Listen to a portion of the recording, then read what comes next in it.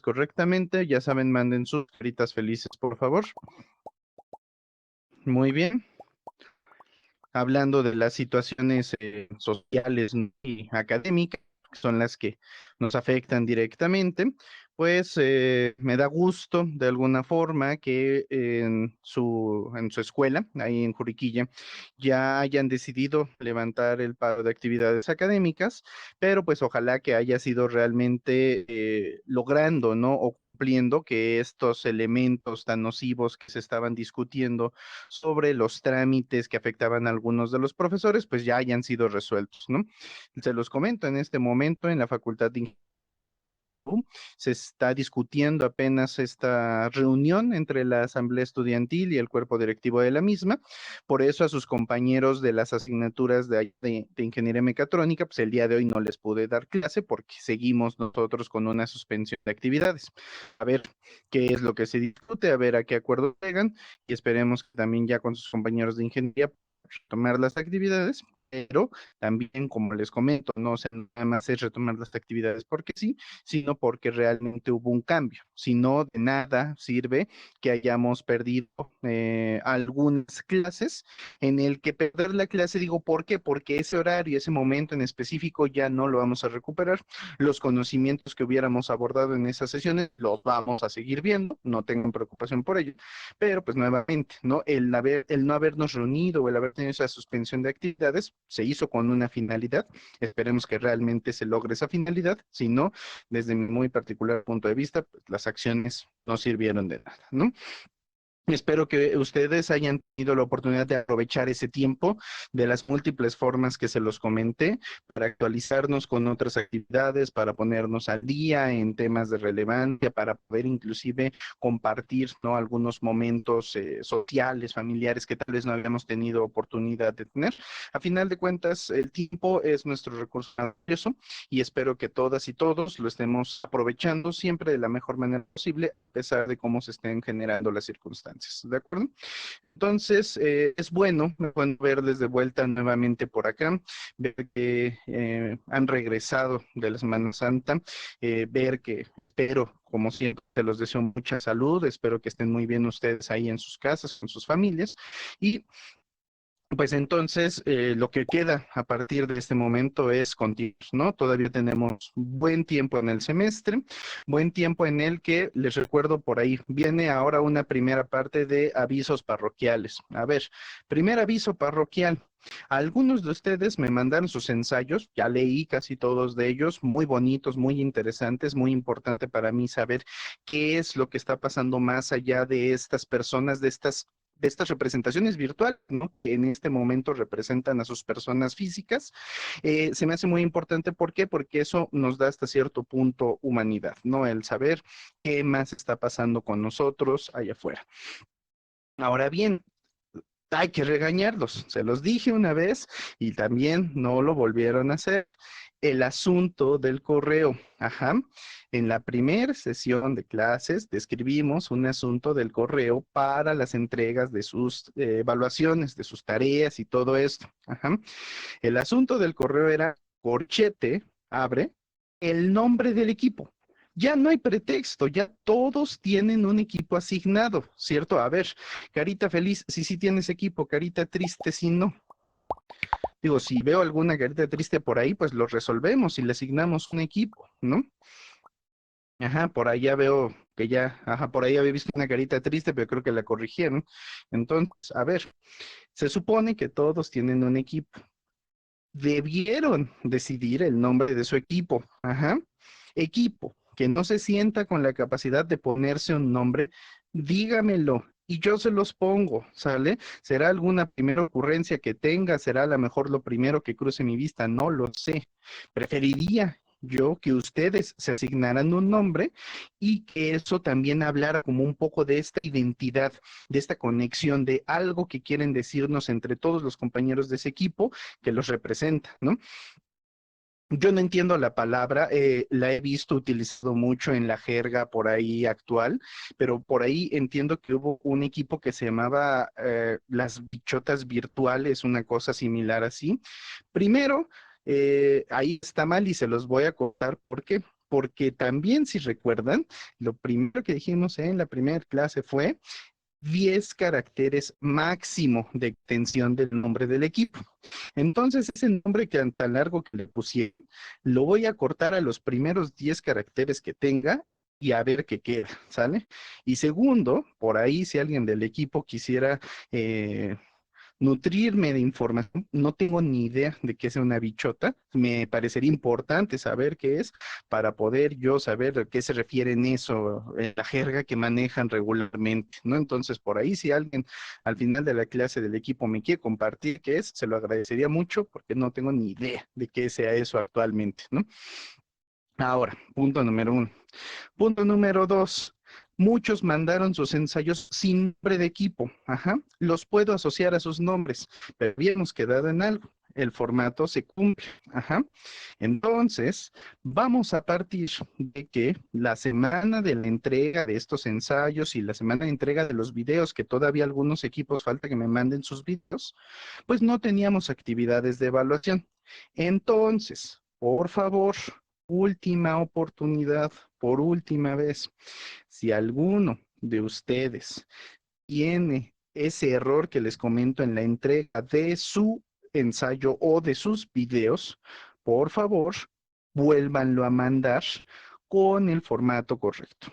Corchetes, nombre de equipo, cierre corchetes, BR, guión bajo, y del ensayo sería ensayo, guión bajo, y el primer apellido. En el caso del video, acuérdense que era BR, guión bajo, laboratorio 1. Y ya, ¿vale? Les encargo muchísimo en ese formato de las tareas. ¿Por qué? Porque inclusive eso es parte de la evaluación. Digamos que tenemos por ahí el colchoncito de que esta evaluación se había solicitado en un periodo en el que no teníamos evaluación. Entonces, si les parece bien, cuenta como que todavía no está completa y si pueden hacer favor de mandarme sus evaluaciones correctamente, se los agradecería mucho. ¿Vale? ¿Están de acuerdo ustedes en eso que acabamos de comentar sobre estas entregas que estaban con ciertas deficiencias? Digo, sí, sí, háganoslo saber por ahí. Digo, si no, para que entonces agarre y haga una ejecución masiva contra todas las tareas que están incorrectamente entregadas. ¿Vale? Entonces, por allá creo que hay varios comentarios de que nos dicen que sí. Ok, muy bien. Ahora bien, vamos a cambiar el aviso parroquial referente hacia pues una reflexión, ¿no? Todo este tiempo que estuvimos ahí pasando desde la última vez que nos vimos, personalmente, yo me puse a reflexionar sobre el curso para ver cómo todavía podemos seguirlo mejorando, no darnos esta oportunidad de mejora. Y encontré una posibilidad, basado en una experiencia previa también, de cambiar, entiendo yo, y se los voy a presentar más adelante, a conveniencia, la realización del proyecto final, ¿vale? Entonces, si al final de la sesión del día de hoy les voy a cambiar un poquito el esquema del proyecto final que habíamos mencionado al inicio del curso, porque me parece que de esta forma tal vez hasta podríamos utilizar un poquito más la extensión, la totalidad de los temas que hemos abordado a lo largo del semestre y de los que vamos a abordar, y que también para ustedes no se vuelva esto algo complejo técnicamente hablando. Ajá. Yo les dije que la clase iba a llevar como una cierta orientación técnica, una cierta orientación más como hacia la parte tecnológica que a la parte de ciencias de la salud, pero no por eso la vamos a descuidar, pero tampoco, y esto analizando un poquito también que tenemos de segundo y de sexto semestre, no les puedo pedir tal vez el mismo nivel de programación, el mismo nivel de manejo de software especializado, el mismo nivel de ciertos temas, y entonces para estandarizar un poquito el proyecto final, pretendo hacer una adecuación al mismo que al final de la sesión de hoy ustedes me dirán si están de acuerdo en cómo lo vamos a manejar. ¿De acuerdo? Entonces por ahí vamos a cambiar el proyecto final y también con los temas que estemos viendo el día de hoy y con los temas que veamos en la sesión del jueves de esta semana, vamos a tener ya información suficiente para poder estar haciendo nuestro segundo laboratorio, ¿vale? Vamos a hacer el laboratorio 2 con base en lo que hemos estado viendo de los tipos de realidad virtual, los tipos de HMDs, que si va conectado, no va conectado, qué capacidad tiene y los demás parámetros que vamos a ver el día de hoy, ¿vale? Entonces, más o menos, esta es como una planeación para que fíjense que a mí siempre me gusta decirles como cuáles son los escenarios que vamos a desarrollar para que los tengan presentes y también si entre ustedes mismos hubiera alguna duda que pudiéramos resolver, que hay algo que no queda claro, pues los resolvamos previamente y esto no a la mera hora nos agarre desprevenidos, ¿de acuerdo? Entonces, a ver, con la información que hemos compartido a este punto, hasta este punto, ¿alguien tiene alguna duda? A todos nos queda claro qué es lo que va a pasar, cómo se va a seguir desarrollando el curso. ¿Sí? ¿Vale de este lado? Perfecto. Muy bien. Entonces, vamos a continuar con la sesión del día de hoy, ¿vale? Ya hemos visto muchos parámetros. Hemos hablado de los grados de libertad, hemos hablado de los tipos de HMD, de que si va esto conectado a un equipo de cómputo o no, pero el día de hoy vamos a hablar de una serie de parámetros más relacionados con la parte óptica, relacionados con la parte de la apreciación visual que puede favorecer o desfavorecer la inmersión que tengamos a la hora de visualizar algo nosotros a través de un dispositivo de realidad virtual, ¿vale? Presentando el primero de los parámetros del día de hoy, Field of View. Ajá. El Field of View, también conocido como FOV, y más adelante que veamos un ejemplo ya de una síntesis de parámetros de visores de realidad virtual, lo van a familiarizar ustedes. Es el campo de vista. Ajá, la traducción directa, acuérdense que no les pongo tanto el término en español porque en la mayoría de la literatura y las hojas técnicas de estos dispositivos lo vamos a encontrar en inglés. Hay que irnos acostumbrando, ¿no? ¿A qué se refiere el campo de vista de un dispositivo de realidad virtual? Este representa la apertura horizontal. ¿Qué quiere decir horizontal?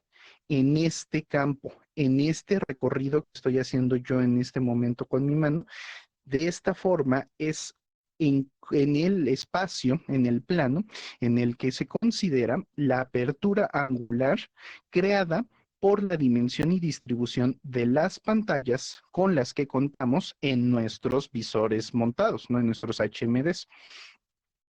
Esto va a permitir crear lo que se conoce como el campo visual del usuario, ¿de acuerdo? Es decir, nosotros naturalmente, como por ahí lo dice la imagen, biológicamente, en el mejor de los casos, sin ninguna alteración y sin ninguna patología adicional, tenemos un campo de vista de 220 grados. Ustedes en este momento que están utilizando, están accediendo a esta plataforma a través de 2D, no cuenta el campo de vista que tengamos únicamente con la computadora. Lo que cuenta son los ojos, ¿no? Estas cámaras biológicas que tenemos. Y entonces, si nosotros frente a nosotros marcáramos 0 grados, hacia la derecha tenemos 110 grados, hacia la izquierda tenemos 110 grados de vista y es por eso que nuestra capacidad se considera como semiperiférica. Ajá. Tenemos casi una capacidad de ver inclusive lo que está sucediendo en lo lateral a nosotros, esto para poder determinar si hay algo que requiere nuestra atención en un punto o en otro, y también tenemos una hasta cierta capacidad trasera. Si se fijan, superior a 180 grados, que únicamente sería el plano frontal, tenemos adicional a esto todavía otros 20 grados adicionales de cada lado para dar los 220 de recorrido completo. Y eso es lo que nos permite a nosotros captar nuestra realidad. Ajá. Y como siempre lo hemos dicho, si la realidad virtual se trata de asemejar en medida de lo posible las características que nosotros tenemos en la realidad física, las pantallas, que son esos elementos que arrojan la información a nuestros ojos de la realidad virtual, también tratan de asemejar esta característica, ¿de acuerdo? Pero esto también habla de la dimensión de las pantallas, del consumo energético de las pantallas, de la tecnología de pantallas que podamos nosotros tener. Vean ahí mismo en la imagen cómo los primeros dispositivos, digamos como de los más rústicos dispositivos que teníamos de realidad virtual, como pueden ser primeras familias de Oculus, inclusive los Oculus Go, tenían únicamente 90 grados de campo de visión. ¿Qué quiere decir esto? Tal vez algunos de ustedes ya hayan tenido la oportunidad de ponerse un casco de realidad virtual, un HMD. A ver, por ahí, carita feliz, ¿quién ya ha tenido la oportunidad de montarse un casco de realidad virtual? Carita triste, ¿quién? Por ahí vemos varias caritas que dicen que sí, otras que no. Ojalá les podamos dar pronto esa oportunidad. Es importantísimo si estamos tratando ese tema que lo puedan experimentar. Pero para las personas que ya se pusieron un casco de realidad virtual, tal vez recordarán que en el momento en el que se lo ponen, a partir de una cierta vista, empezamos a tener una serie de cortinillas negras, como si estuviéramos viendo a través de una caja. Ajá. Esas cortinas negras es en donde se termina nuestro campo de vista. Y, por ejemplo, en el caso del Oculus Go, que tiene 90 grados, si nosotros partiéramos frontalmente 45 grados de un lado y 45 grados del otro, prácticamente pueden hacer ustedes el experimento con sus manos, ¿no? Tratar de poner sus manos hacia adelante, que estén en una apertura de 90 grados y únicamente eso sería lo que estaríamos viendo cuando utilizáramos ese visor. Ajá. Si pusiéramos, por ejemplo, a prueba los ProVive o los Valve Index, estos ya tienen un mayor campo de vista. Y si se acuerdan, por ahí hablábamos de los Pimax, ¿no? Que inclusive necesitaban una mayor cantidad de conexiones, un procesamiento más pesado de la parte gráfica, etcétera. Esos tienen 170 grados de punto de vista, ¿no? De visión. Entonces, esta característica, ¿por qué va a ser importante que nosotros la tengamos presente? Porque es la capacidad que le vamos a dar al usuario para poder mejorar su sensación de inmersión en la experiencia, ¿de acuerdo? Háganselo ustedes mismos, pónganse dos cuadernos, dos pedazos de cartón y empiecen a acercarlos más, a alejarlos más del centro de su punto de vista, de su campo de visión, ¿no? Y entonces ustedes van a notar cómo estamos ya tan acostumbrados, aquí viene el clásico ejemplo de nosotros siempre vemos nuestra nariz, ajá, por la posición que tiene la nariz y los ojos, nosotros siempre vemos nuestra nariz y alguien me podría decir, no es cierto, yo no la veo. Resulta ser que, como desde el nacimiento, estás siempre sujeto a ese objeto visual de referencia que tienes en tu campo de vista, que a lo largo del tiempo lo has dado por hecho, lo has dado por entendido y subconscientemente nosotros ya damos por hecho de que ahí está la nariz y no necesitamos asimilarla visualmente, ¿no? Entonces, ese campo de vista al que estamos tan acostumbrados naturalmente de 220 grados, no es posible tenerlo todavía hoy día con los visores comerciales de realidad virtual que tenemos. Entre mayor campo de visión tengamos, más natural va a ser para el usuario decir, ah, mira, viene algo de este lado, viene algo de este lado, desde una misma posición de la cabeza, ¿vale? Vamos a ponerlo en este punto de vista. Ajá. Yo aquí tengo mis manos. Estoy utilizando uno de los visores que si no mal recuerdo es el de 110 grados porque es el Quest 2. Entonces, tengo mis visores y estas manos aquí todavía las veo, todavía los veo para que se den cuenta ustedes del campo de vista que yo tengo. Todavía las veo, todavía las veo, todavía las veo. Ah, este es el límite. Para mí, este y hacia allá, las líneas que vamos a tender de donde están las posiciones de mis manos, este es el campo de vista que yo tengo en este momento.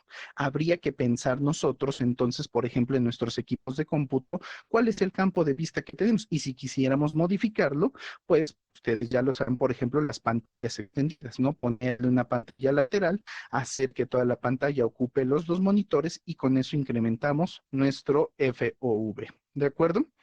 Entonces, a ver, preguntas. ¿Queda claro la importancia de este parámetro para la inmersión del usuario? ¿Sí? Muy bien. Nos seguimos. Siguiente parámetro. La tasa de refresh, el refresh rate o la tasa de refrescamiento o de actualización. Ajá, o sea, prácticamente es como cada cuando se actualiza algo en el campo visual que tenemos en nuestros dispositivos.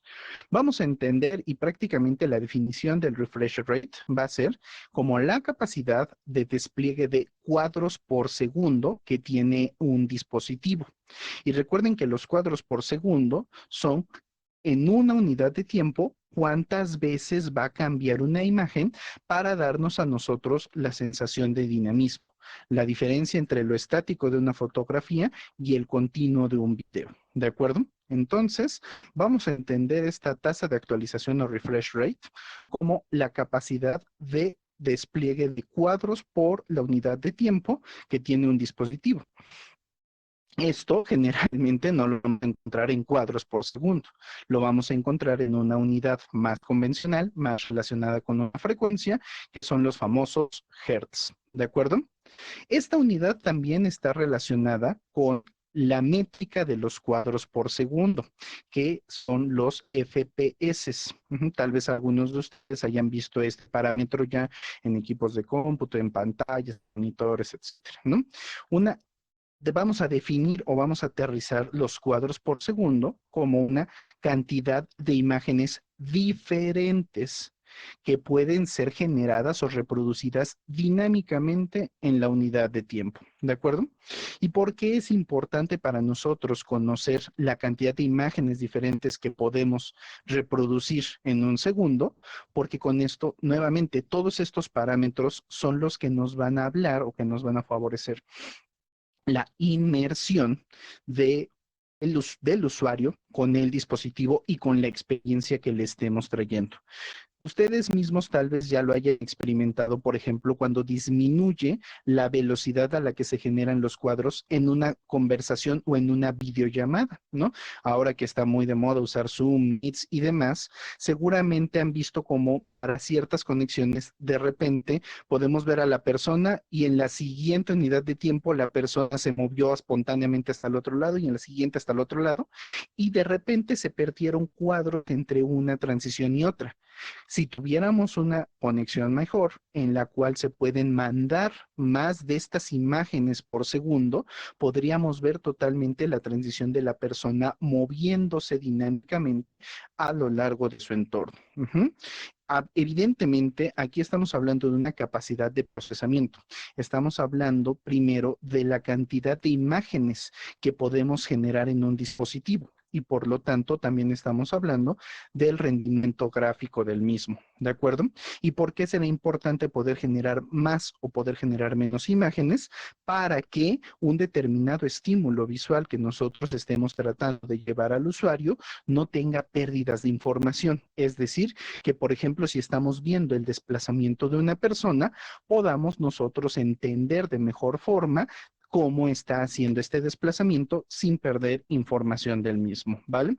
Permítanme mostrarles un video de cómo podríamos nosotros interpretar o percibir distintas calidades de cuadros por segundo. Ejemplo, que tenemos un archivo, viene primero una serie de descripciones de lo que se está utilizando. Aquí estamos hablando de un display hasta 240 Hz y se está probando con este famoso videojuego en el que el videojuego es capaz de correr hasta 300 Hz, ¿no?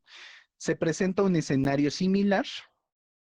Fíjense la de 60 Hz como se ve como si saltara el personaje entre una escena y otra, mientras que la de 240 Hz podemos saber específicamente en cada cuadro en qué momento, en dónde está ese monito que vemos ahí corriendo, ¿no? Prácticamente, por ejemplo, para algunos de los jugadores de este tipo de experiencias, los famosos shooters o los juegos de disparos, han mencionado que es muy importante tener una tasa de actualización, un frame rate, lo más alto posible. ¿Por qué? Porque puede ser la diferencia entre que su disparo acierte o no ¿Por qué? Por la relación de tiempos que existe entre que sucede el estímulo visual, se genera un tiempo de reacción por el usuario, comandamos una acción complementaria, ya sea darle clic al mouse o activar un disparo, hacemos llegar esa información al sistema y el sistema recibe la respuesta de nuestra acción, ¿de acuerdo? Entonces, por ejemplo, puede ser que de repente empecemos a ver pasar el monito a 60 Hz, disparamos y no acertamos. ¿Por qué?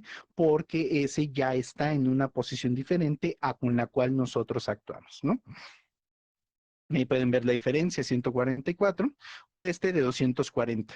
En cada segundo se están generando 240 imágenes diferentes y por eso podemos ver con tanta nitidez, podemos ver con tanta fluidez el movimiento de ese personaje. ¿De acuerdo? Entonces, dudas por ahí con el refresh rate, queda clara la importancia de poder tener una alta tasa de actualización en la cantidad de imágenes que generamos. Vamos bien hasta aquí.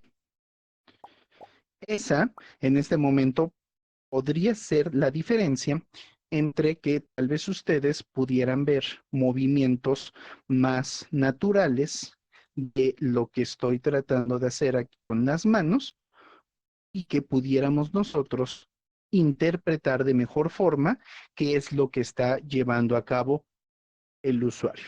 ¿De acuerdo? Es algo costoso. Evidentemente, o sea, aquí viene como la parte de la idealización, ¿no? Decir, pues entonces siempre estaría bien que me dieras la mayor cantidad de cuadros por segundo. Y hay sistemas a los que podríamos empezar a programar con una alta cantidad de cuadros por segundo, pero que en los dispositivos de realidad, tal vez en películas, es un poco más sencillo evitar o es un poco más sencillo cumplir con ese problema. ¿Por qué? Porque son imágenes, lo que se conoce como pre-renderizadas. Son imágenes que ya existen y nosotras solamente estamos reproduciendo.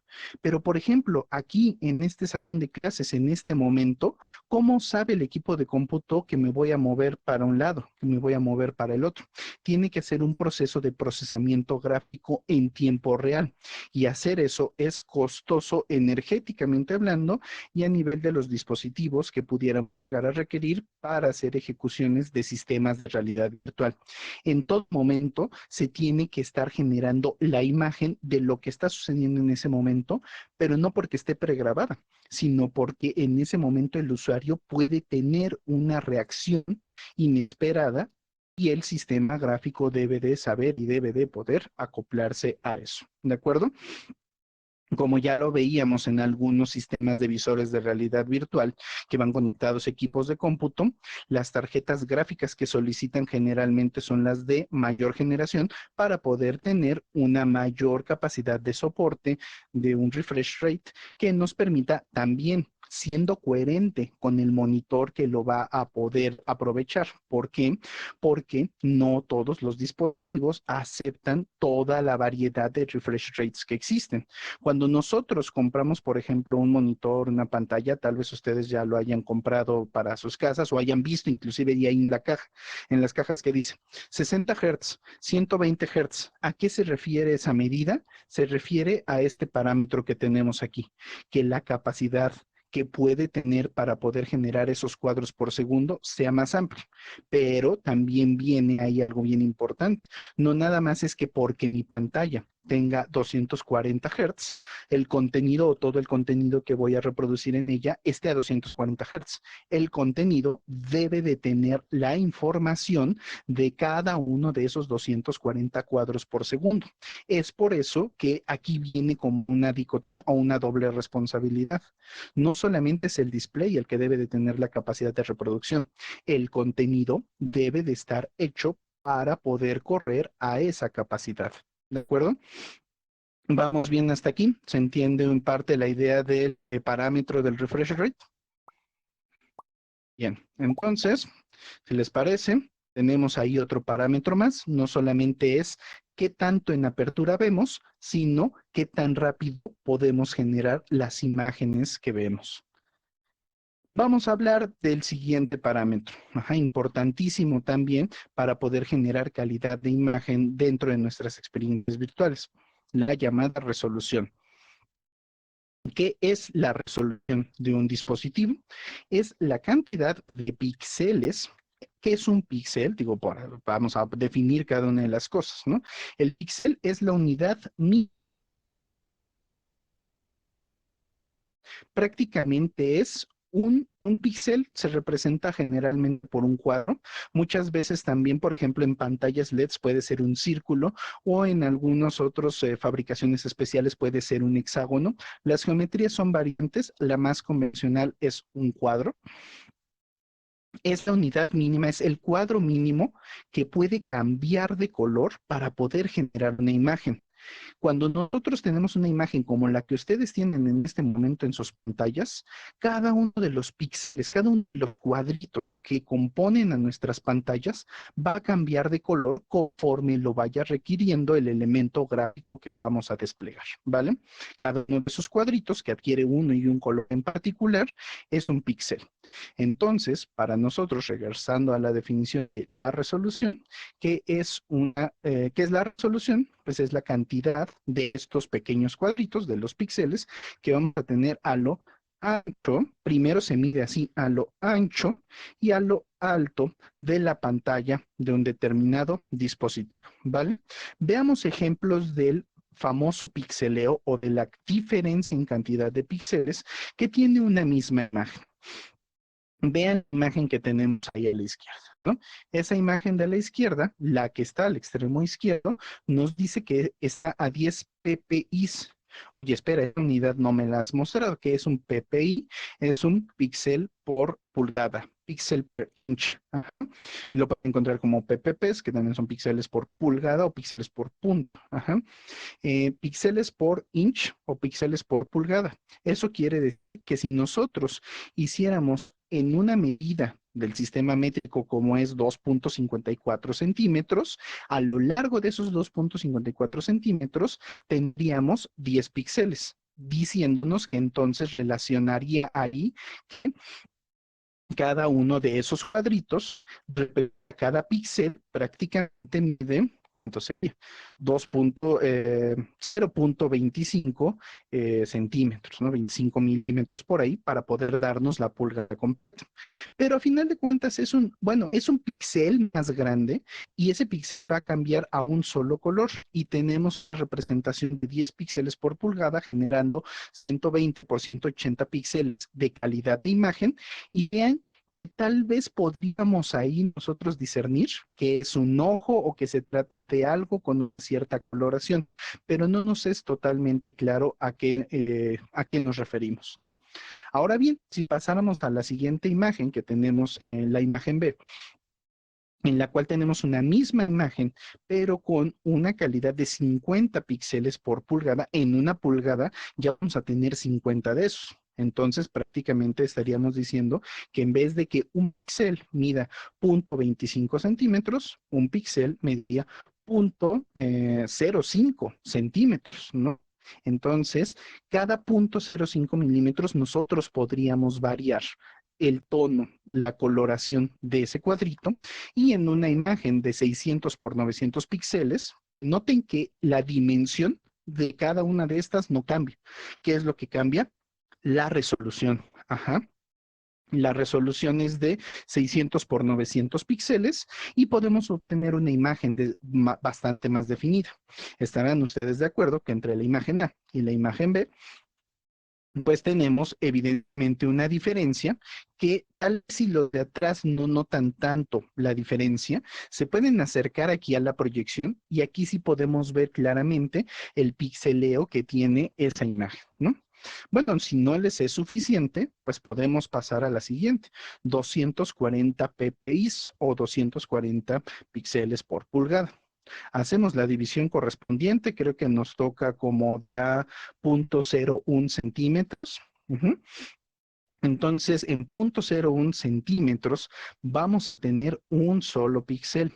Y esto nos puede dar en esta misma dimensión una calidad de imagen de 2.880 píxeles por 4.320 para poder lograr lo que estamos viendo aquí, que es una mejor definición, inclusive hasta podríamos contar la cantidad de pestañas que tiene el ojo, podemos ver algunas cosas más de la coloración que tiene la retina, etcétera, ¿no? Entonces, si trasladamos este ejemplo a los sistemas de visores de realidad virtual, pues podemos encontrar algunos casos como, por ejemplo, en el PlayStation VR, la calidad de la resolución de la imagen es de 1080 por 960 píxeles. Ajá. Y esto nos habla por ahí de que tiene una tecnología RGB. La mayoría está basada únicamente en tecnología RGB. Y si lo comparáramos con el Oculus Rift, tiene una menor calidad de imagen. Los Oculus Rift pueden llegar a alcanzar hasta 1200 por 1080 píxeles. Y fíjense que ahí lo importante es que nos diga de cuánto por pulgada, prácticamente por ojo, perdón. Prácticamente ahí los visores de realidad virtual nos están dando, nos están revelando un secreto de cómo está internamente la infraestructura. Si dice por ojo, significa que prácticamente son dos pantallas con esta resolución en la cual cada una de esas pantallas genera la imagen que va a incidir a cada ojo para generar el efecto estereoscópico que da la tridimensionalidad de la cual hemos hablado en los visores de realidad virtual. ¿De acuerdo? Y fíjense que a pesar de ser dos compañías diferentes y haber existido en dos momentos históricos diferentes, primero fue el Rift y después fue el Vive también presentó 1200 por 1080 píxeles por ojo. Y uno podría decir, oye, pero ¿por qué si el Vive fue después? Porque no mejoró la calidad de la imagen que estaba presentando, pues porque tampoco es algo tan fácil de obtener. Lo vamos a ver más adelante con otros ejemplos en los que veamos que estos valores de 1200 por 1080, inclusive por ahí creo que ya hay algunos que están llegando a 1600, son complejidades desde el punto de vista de manufactura y creación de las pantallas que van a ir a los dispositivos. Como siempre se los he dicho, ¿no? O sea, ustedes más adelante, si quisieran, yo sé que tienen toda la capacidad para hacerlo, conforme vayan mejorando en su formación profesional y adquiriendo otros conocimientos, si ustedes mismos, si ustedes mismas quisieran, podrían hacer su propio visor de realidad virtual. Vamos, Palmer Luckey lo hizo, ya hemos escuchado de su historia y por ahí les voy a recomendar también un libro buenísimo en el que viene todo, casi casi como toda la biografía de Palmer Luckey y cómo en su garage, en su vancita en donde vivía, construyó los primeros Oculus Rift, pues el principio de funcionamiento es muy simple. Agarro una pantalla, agarro otra pantalla, las uno, ¡pum! Realidad virtual, ¿no? Y entonces, siempre y cuando nosotros tengamos la capacidad de mandar esas dos imágenes con una calidad como esta, vamos a poder generar el efecto estereoscópico. Y aquí la idea también es que sí, para aquellos que han ya usado los visores y para aquellos que tal vez no tanto, han tenido como esta inquietud de decir qué tan complicado es hacer unos visores de realidad virtual, se empiece a desmitificar un poco esto, a perderle el miedo a decir cómo está constituido y cuáles son las características que debería yo tener presente para poder tener mis propios visores, ¿no? No es algo que solamente Facebook pueda hacer, no es algo que solamente HTC pueda hacer. Hay muchas iniciativas, hay muchas personas que están trabajando en sus propias propuestas de visores de realidad virtual, justamente por el interés que tiene el tema actualmente. ¿De acuerdo? Entonces, queda clara la parte de la resolución de un sistema de visores de realidad virtual. ¿Ese parámetro les es claro hasta aquí? ¿Por qué puede ser esto importante a ustedes? Porque alguien me podría decir, oye, sí, pero a mí como estudiante de neurociencias, ¿para qué me importaría saber la resolución? Porque también si de repente compruebas con tus usuarios, compruebas con tus potenciales pacientes que vas a sujetar a rehabilitación, hay una retroalimentación que te diga, es que no lo sentí agradable porque la imagen se ve muy borrosa, pues hay que revisar. ¿Es un error humano? Es decir, que la persona tiene por ahí alguna afectación ocular que lo hace ver borroso, o es un error del software que está desaprovechando la calidad de resolución de imagen que tengamos y que evidentemente necesita generar imágenes más nítidas, ¿no?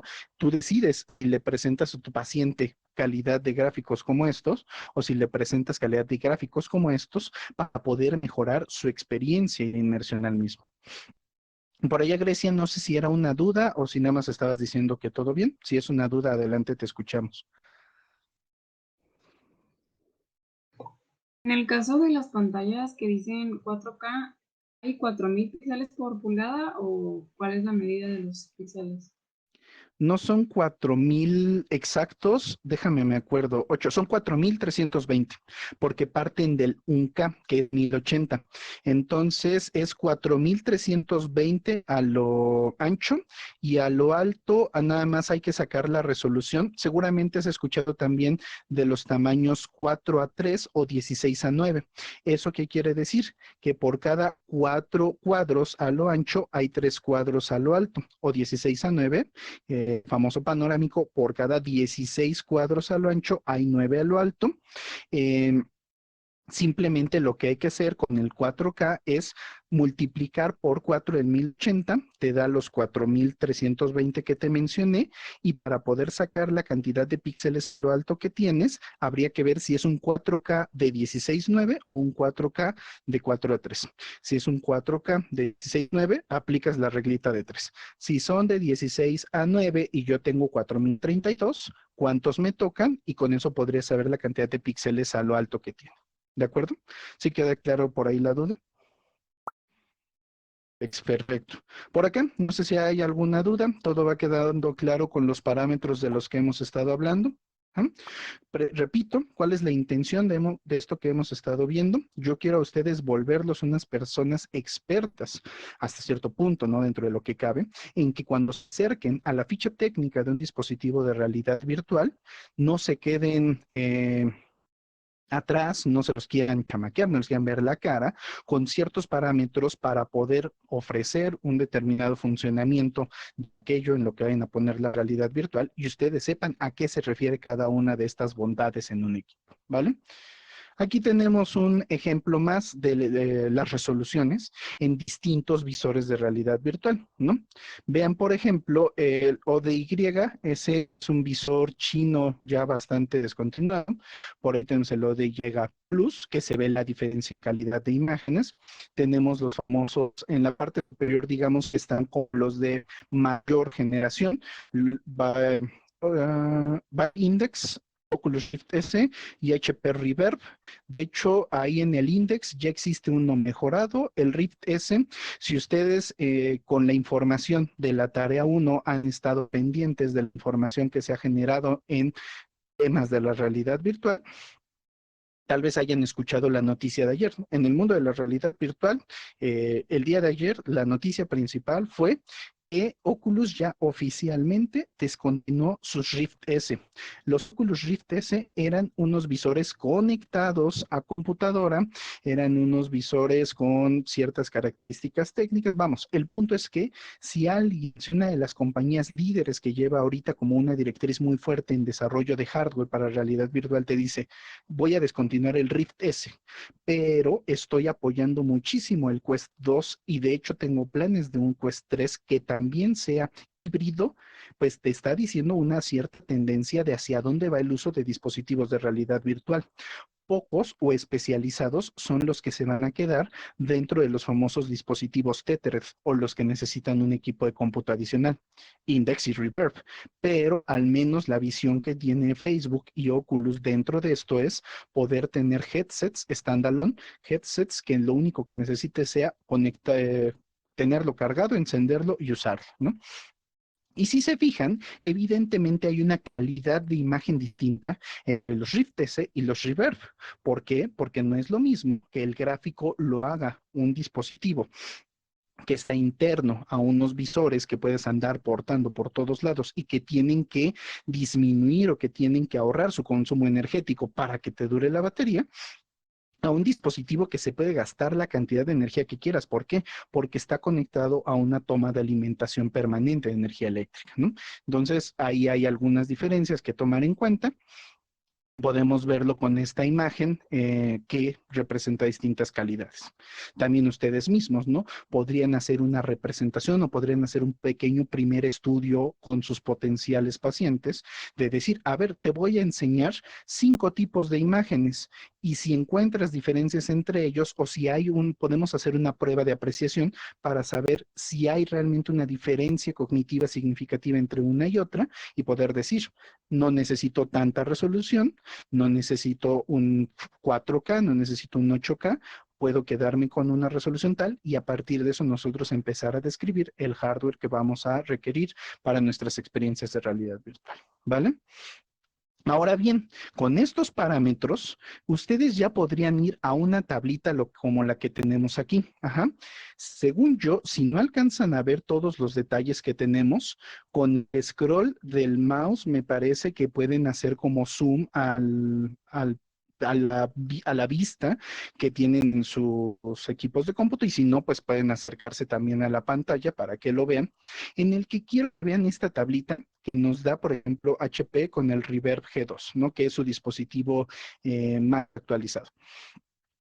Y si ustedes dicen, miren, aquí voy a comparar el HP Reverb 2 con el HTC Vive Pro, con el Oculus Rift y con en su momento, el Samsung Odyssey. Ajá. Acuérdense que el Samsung Odyssey es un dispositivo que utilizaba smartphone Samsung, pero también ya está de salida ese tipo de cosas, ¿no? Y entonces, si se fijan, lo primero que nos dice la tablita es display. El HTC Vive Pro tiene 2 displays de 3.5 pulgadas con tecnología OLED. El Oculus Rift S es chistoso porque no tiene 2 pantallas, tiene una sola pantalla LCD para poder generar una división. En esta pantalla genera 2 imágenes que van a cada ojo.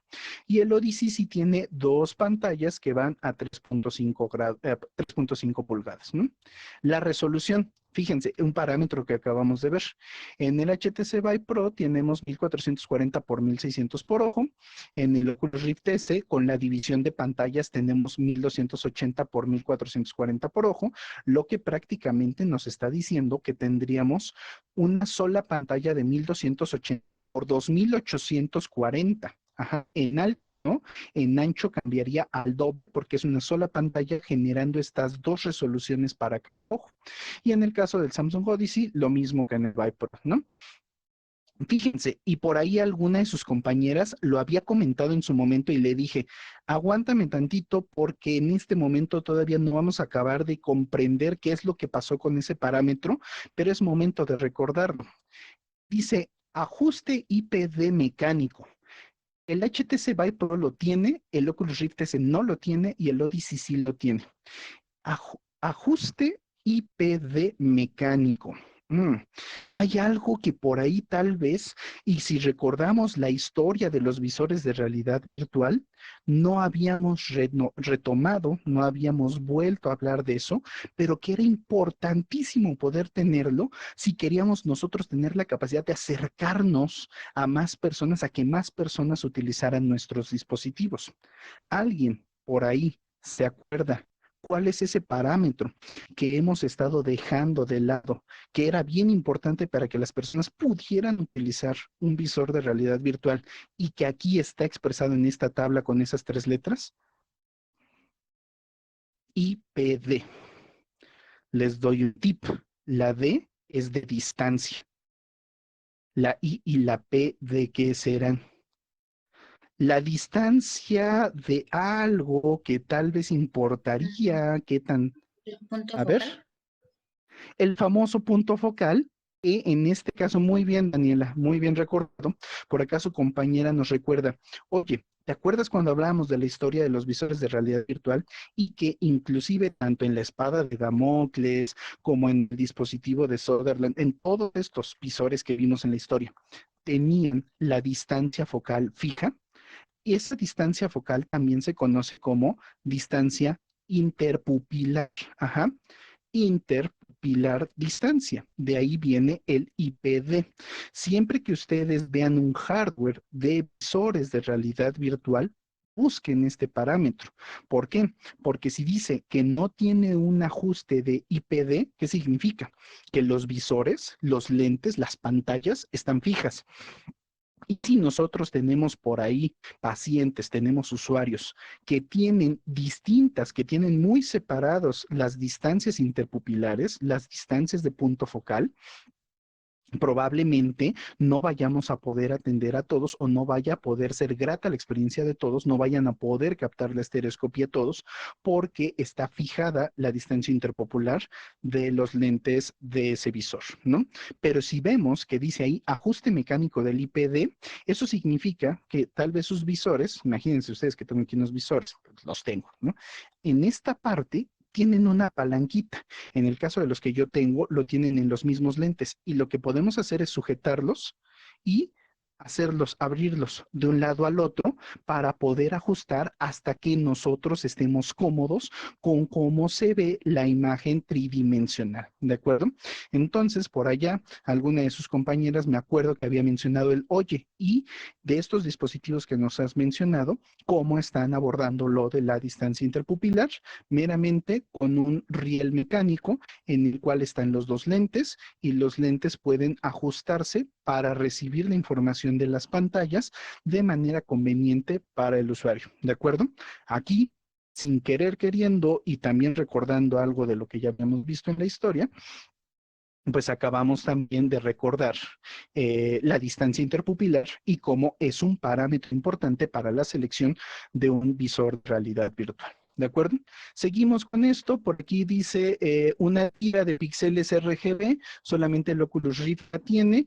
Esos píxeles RGB, ¿qué es lo que hacen? Es únicamente para poder darnos información externa de si está encendido, está apagado, prácticamente es más como un commodity, es como un adorno, eso no es un parámetro funcional, ¿no? Por otra parte, la frecuencia. Si se fijan por ahí dice que el HTC Vive Pro puede generar hasta 90 cuadros por segundo. No importa si tú hiciste un desarrollo gráfico súper potente, súper capaz y corre a 120. Si lo pones en un dispositivo de 90, va a correr a 90. ¿De acuerdo? Otra vez, si yo hice un software con la capacidad de generar 120 cuadros por segundo y lo corro en un dispositivo de 90, se va a limpiar y solamente vamos a poder generar 90 cuadros por segundo. ¿De acuerdo? Al revés, si yo hice un software de 90 cuadros y lo corro en un dispositivo de hasta 120, se va a crecer hasta 120, a menos, existe tecnología que lo hace, que el visor tuviera la capacidad de extrapolar los cuadros que le van a hacer falta, la experiencia se quedaría en la capacidad más baja generada. ¿De acuerdo? Eso es de lo que nos habla la frecuencia. Ahí vemos el Rift que tiene 80 y el Odyssey que puede manejarse de 60 a 90. Y de hecho por ahí es un dato bien interesante. Los Oculus Quest 2, que es, digamos, ahorita de los visores más importantes que existen en el mercado, recibieron una actualización para que por software ya puedan correr hasta 120 Hz. Anteriormente nada más corrían a 90, ahora ya pueden correr hasta 120 Hz. Entonces, esto de que nos habla de que tal vez por la mala depuración del código o por las prisas de salir no habían hecho bien la capacidad gráfica que tenía el dispositivo y con la misma capacidad que ya tiene, no se le conecta nada extra, no se le cablea nada más, no tienes que comprar otros, simplemente por mejorar la programación interna del dispositivo, ahora ya puede crecer y correr hasta 120 cuadros por segundo, ¿no? Fíjense ese parámetro, este que está aquí abajito, dice peso. Sin cable, 1.7 libras. El peso no es público del Rift S, lo podríamos pesar nosotros y también encontrar su valor, ¿no? Y aquí dice también sin cable 1.42 libras. 1.7.42, el Rift S creo que andaba cerca de las 2 libras, era bastante pesado. El caso es que, a ver, pregunta, ustedes estudiosos de la ciencia de la salud, ¿por qué será importante conocer el peso de un objeto que le voy a colgar a la persona en la cabeza? Por ¿De qué es ergonomía. importante? Es importante. ¿Pero por qué? Por ahí ya dijo su compañero una palabra clave, Las ergonomía. Tiene condiciones. que ver, adelante, adelante, Laura, te escuchamos. Pues también puede ser como por la condición física de la persona, ¿no? Por ejemplo, no es lo mismo colocárselo a una persona que goce de todas sus facultades físicas, y que está en perfecto estado, que está fuerte, sano, no sé, a colocárselo a alguien que está en cama o algo parecido. Perfecto, excelentemente bien contestado. No va de la mano estos dos comentarios que están haciendo sus compañeras, tanto la parte como de conocer las condiciones del usuario. A ver, te pregunto a ti, ¿le haces? Y cuando digo a ti me refiero a cada uno de ustedes, ¿no? O sea, te pregunto, ¿tú le pondrías algo muy pesado? Si tuvieras opción, tuvieras a una persona con osteoporosis, ¿saben hacia dónde está recayendo el peso de este visor cuando está colocado en la cabeza? ¿Dónde? Todo esto que colocamos en la cabeza, ¿hacia dónde reside el peso? ¿Cuál es ese aspecto? ¿Cuál es ese punto por ahí de estructura? Si lo queremos ver desde el punto de la biomecánica, ¿cuál es el elemento estructural del cuerpo humano que está cargando con el peso de la cabeza? ¿Alguien lo sabe? ¿Alguien lo conoce? Empieza con C y acaba con vertebral. A ver, por acá creo que Abraham tenía la respuesta. Vértebra cervical. Su compañero Abraham se nos fue así como al punto más inmediato de la cabeza, ¿no? La primer vértebra cervical. Es decir, ¿quién es el que está cargando todo este esfuerzo? La columna vertebral. Y es aquí donde vamos a poder empezar a vincular cuestiones anatómicas y cuestiones patológicas de los potenciales pacientes a los que vamos a atender con estas terapias. Son terapias de realidad virtual basadas en un objeto que te vas a colocar en la cabeza. Punto número uno, debe de ser cómodo para que lo puedas usar fácilmente. Punto número dos, no debe de atentar, o sea, si vamos con base en la definición de la rehabilitación, si vamos nosotros a pretender mejorar una de las capacidades o funciones perdidas o deficientes de la persona, no se trata de que por curar una le vamos a echar a perder la otra, ¿de acuerdo? Entonces, si la persona inclusive tiene problemas cervicales, tendríamos que tener mucho cuidado y pertinencia con decir si siquiera es viable atender a esta persona con una terapia de realidad virtual, ¿de acuerdo? Repito, no es que en todo mundo y en todo caso y en todo momento vayamos a aplicar realidad virtual, también tenemos que generar un criterio de en qué momentos sí, en qué momentos no. Si tú sabes que a la persona determinadas características físicas, como nos decían Laura y Abraham hace unos momentos, no le puedes poner tanto peso en la cabeza, entonces simplemente no es una terapia válida para estas, ¿no? Si la persona tiene que estar en cama en todo momento, si la persona no puede pararse, si no tiene una capacidad de tener posición horizontal, tal vez ni siquiera tampoco entonces sea objetivo de una terapia de realidad virtual. Repito, aquí la invitación es a que siempre nos preguntemos si sí va primero y si no va, no pasa nada. Hay muchas otras terapias con las cuales podríamos atender a estos pacientes. ¿De acuerdo? Y finalmente, algo que ya habíamos visto anteriormente, y de hecho fue que de lo último que vimos la clase pasada, ¿no? El famoso tracking. Si se acuerdan, el tracking era lo que podemos hacer ya sea con los cubitos que hacían el barrido láser, con las cámaras que estaban viendo la posición de nuestros visores, o con la tecnología, ¿cómo se llama? La tecnología esta de cámaras que teníamos, empezaba con ese. ¿Alguien por ahí se acuerda de cómo se llamaba esa tecnología? Lo vimos la última clase, la tecnología de los algoritmos de las cámaras para poder detectar y sumar las imágenes y hacer el reconocimiento de si estás tú moviéndote o no. ¿Quién se acuerda? ¿Quién lo anotó por ahí? ¿Cómo se llamaba ese algoritmo? Empezaba con S y si no mal recuerdo eran 4 letras.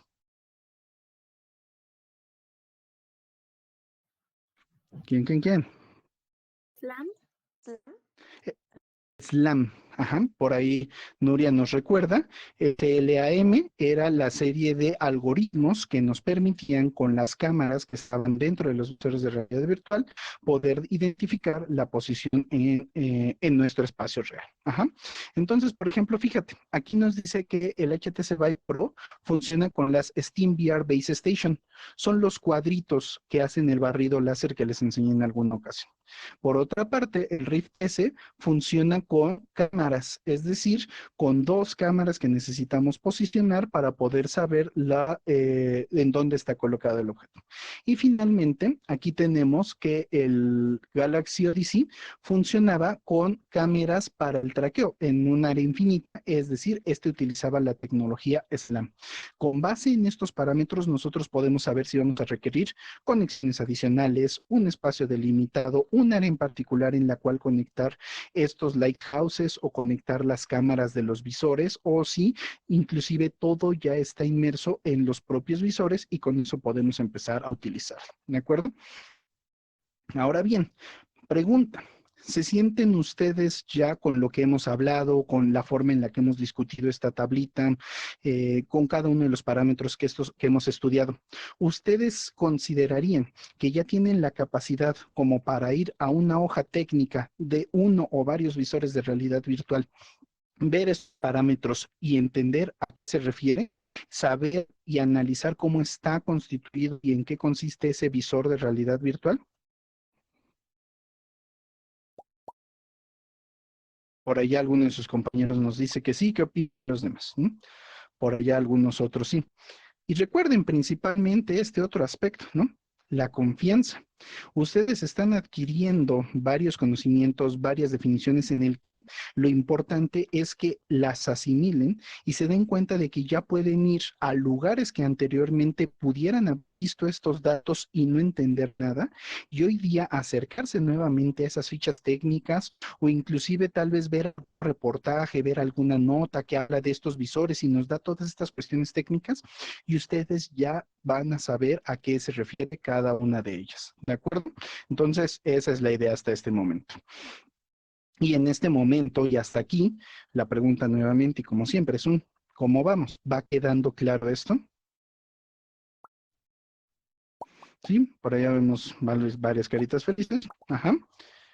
Noten que hasta este punto solo hemos hablado de los HMDs, de las pantallas en los HMDs, de la forma de la imagen que crean los HMDs, pero nosotros sabemos las experiencias y lo hemos visto, las experiencias de realidad virtual ya no son únicamente ver y escuchar, ya no es me pongo unos lentes y lo que pase ahí es toda la experiencia, como el video que habíamos visto de la vacunación, ¿no? Hoy día ya hay más hardware, más allá de los visores, que nos ayudan a mejorar, por ejemplo, lo que yo estoy haciendo en este momento, mover mi mano, poder hacer gestos, poder tener ciertas interacciones. Vamos entonces a meternos con el siguiente elemento dentro de la infraestructura de un sistema de realidad virtual. Ya empezamos a comprender los visores, ahora vámonos con el siguiente, que son los controladores o los controles. Ajá. En los cuales, sin importar la familia, sin importar la marca, sin importar el dispositivo al que te requieras, vamos a encontrar generalmente estos cuatro grandes aspectos, estos cuatro grandes elementos o constituyentes de los sistemas de realidad virtual, ¿vale? Nada más déjenme, en el mundo real, tomamos un poquito de agua.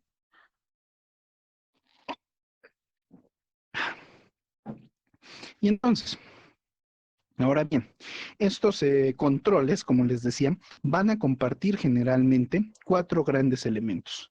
Primero, un elemento, un sistema, la capacidad de que con los controles nosotros podamos desplazarnos. Ajá.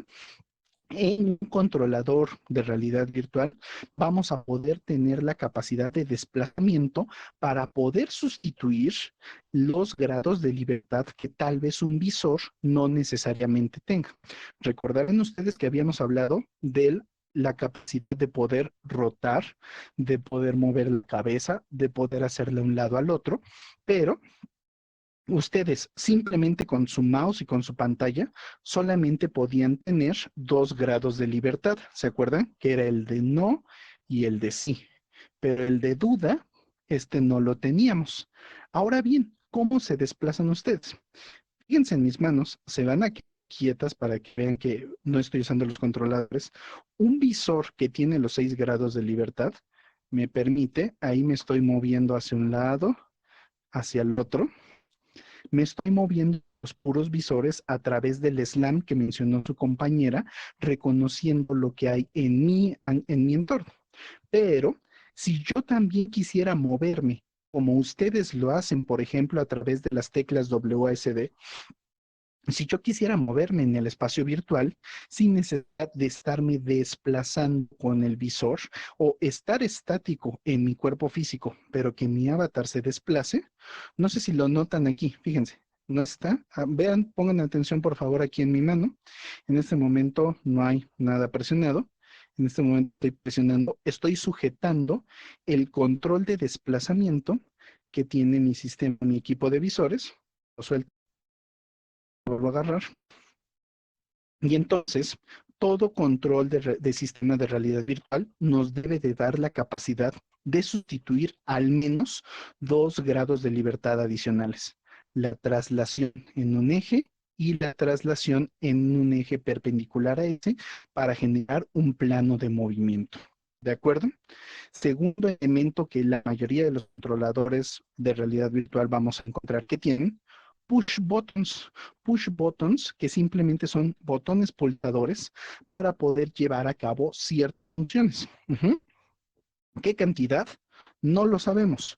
Todos los controles tienen distinta cantidad de botones pulsadores. La imagen que estamos viendo en este momento en la proyección es el control de los Oculus Go, uno de los primeros visores standalone que sacó Oculus. Y solamente tenía 2 botones pulsadores, uno con una flechita de regreso que servía como para irnos hacia atrás en una selección y otro con la marca de Oculus que era para irnos a nuestro menú principal.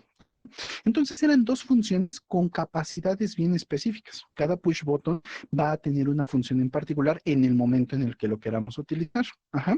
Pero adicional a esto, vamos a tener un botón más. Un botón que por su posición, hablando de la ergonomía, como mencionaba hace rato su compañera, la forma en la que lo utilicemos va a ser, no sé si lo notan aquí con mi mano, fíjense cómo de repente bajo 3 dedos. Vamos a hacerlo de los 2 lados para que lo puedan alcanzar a ver. Bajo 3 dedos, bajo solo uno. Bajo 3 dedos, bajo solo uno. Esto que estoy haciendo aquí es presionar los botones de trigger o de disparo que tengo en mi controlador. Esos botones de trigger lo que hacen es, sin hacer que yo suelte el control, puedo acceder a esos botones y presionarlos. Los botones push button que tenemos en la parte superior deben de ser y están pensados para ser alcanzados con el pulgar de la mano. Otra vez, fíjense cómo a lo mejor me estoy yendo yo a ciertas capacidades ideales, pero sabemos que no todas las personas cuentan con la misma movilidad en las manos. Si, por ejemplo, están sujetos a problemas artríticos, pues no necesariamente todos tienen la capacidad de mover o desplazar su pulgar libremente, sus demás dedos, o inclusive carecer de esos miembros, ¿no? Carecer de los dedos en caso de algún accidente. Entonces, los triggers están diseñados para ser alcanzados con el resto de los dedos, mientras que los botones pulsadores están pensados para ser alcanzados con el pulgar. Y la idea es que con ellos podamos hacer distintas selecciones, ¿de acuerdo? Finalmente, el último elemento que vamos a tener en un controlador es lo que se conoce como un grip o como el agarre.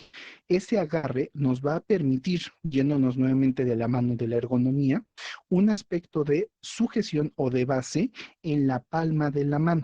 El grip siempre va a estar pensado para poder estar recargado o para poder estar haciendo fricción, haciendo contacto con la parte interna de la palma de la mano. ¿Para qué? Para darnos un soporte y estabilidad a la hora en la que nosotros realicemos una interacción a través de los otros 3 grupos funcionales: el de desplazamiento, el de pulsación o el de trigger. ¿De acuerdo? Entonces, esa va a ser prácticamente la constitución base de cualquier controlador de realidad virtual. Sujeción, disparadores, botones pulsadores y capacidad de desplazamiento, ¿vale? ¿Se entiende hasta aquí la idea de esa constitución básica de un controlador para interacciones en realidad virtual? Bien, hablemos específicamente de los controles. todos van a tener en común ciertos aspectos como los que vamos a mencionar en ese momento. Fíjense que ahí en la imagen pongo 5 controles diferentes, partiendo desde el de Oculus Go que está en la esquina superior izquierda y hacia abajo, hacia la derecha, tenemos los controles de Oculus Go, los controles del PlayStation Move que se utilizan para PlayStation VR, tenemos los controles del HP Reverb, tenemos los controles del Oculus Quest Familia 1 y en la parte superior finalmente tenemos el control del Samsung VR, del Samsung Gear. Entonces, vamos a ver si me dejaron mis ítems. Entonces, por ejemplo, vamos a encontrar esos aspectos que les mencionaba. Aquí no lo vemos porque está al ladito, pero aquí sí lo vemos, ¿no? Tenemos triggers, tenemos botones pulsadores, tenemos la parte de movimiento. Vamos a hablar de las diferencias de movimiento en un momento más. Y tenemos también en todos la parte del grip o la parte de agarre, que es prácticamente como ese palito que va a la palma de la mano, ¿no? Pero también hay otras características particulares, principalmente por necesidad de cómo se relacionan con los HMDs que van a tener los controladores en la realidad virtual. El primero de ellos es que van a tener la capacidad de detectar su posición en el espacio. ¿Por qué? Porque para nosotros esta que es la mano virtual que representa mi avatar en este momento, por ejemplo, en esta plataforma de socialización en la que estamos, el uso de poder saber la posición de mi control nos da la capacidad de poder decir en qué posición está mi mano. Si mi mano está frente a mí, si mi mano está al lado de mí, si mi mano está haciendo un movimiento circular, esa capacidad de detectar la posición del controlador nos va a dar ciertas interacciones en un entorno virtual. Ejemplo, las manos aquí en una plataforma de socialización en realidad virtual como es AltSpace. Ajá. Noten, en la vida real yo estoy haciendo aquí un movimiento carpiano nada más, estoy moviendo la muñeca, pero en AltSpace eso no me lo reconoce porque está moviendo todo el control, entonces es como si moviera todo mi brazo, ¿no? Prácticamente. Pero la idea es que todo controlador de realidad virtual va a tener la capacidad de detectar su posición en el espacio, en dónde está referido a los HMD y si está en horizontal, en vertical o si está en alguna otra posición combinada, ¿de acuerdo? Segundo aspecto, un aspecto más técnico respecto a los controladores de realidad virtual. Todos los controles, inclusive los de primeras generaciones de visores de realidad virtual, todos los controladores son inalámbricos. ¿Qué quiere decir que sean inalámbricos? Quiere decir que no hay un limitante de comunicación que vaya desde el controlador al sistema que lo esté comandando o con el cual se esté comunicando. ¿Y cuál es ese sistema que con el cual se está comunicando? Pues con el sistema de visores de realidad virtual. ¿De acuerdo? Entonces, los controles inalámbricos. Con esto no limitamos el movimiento del usuario. El usuario puede moverse naturalmente como el usuario sepa y esté acostumbrado a hacerlo. Y también es importante que en eso sepamos cuál es la característica de comunicación inalámbrica que tiene. Se comunican por Wi-Fi, se comunican por Bluetooth. La mayoría del estándar es Bluetooth. ¿De qué manera se comunican los controles con los visores? ¿Vale? Pero eso sí, tienen una, hasta cierto punto, ligera desventaja. Todos los controles de realidad virtual que son propietarios son únicamente para su uso con el visor de la misma marca. ¿Qué quiere decir esto? Yo no puedo utilizar un control de Oculus Go con un visor Oculus Quest. Yo no puedo usar el control del Reverb con los lentes de HTC. No puedo utilizar el PlayStation Move con los Oculus Quest. Ajá. Entonces, es bien importante aquí que empecemos a pensar como en esta capacidad, en esta infraestructura que se va dando, de que inclusive si nosotros vamos a requerir utilizar controladores en nuestros diseños de experiencias de realidad virtual, pues estos tendrán que ir de la mano con el equipo de visores que pretendamos utilizar, ¿de acuerdo? Pero así también como hay similitudes entre los distintos controles, también tenemos diferencias. La primera de las diferencias que vamos a ver es, por ejemplo, en el desplazamiento. Hay principalmente dos tecnologías con las que se genera la información de desplazamiento de un control hacia los lentes de realidad virtual.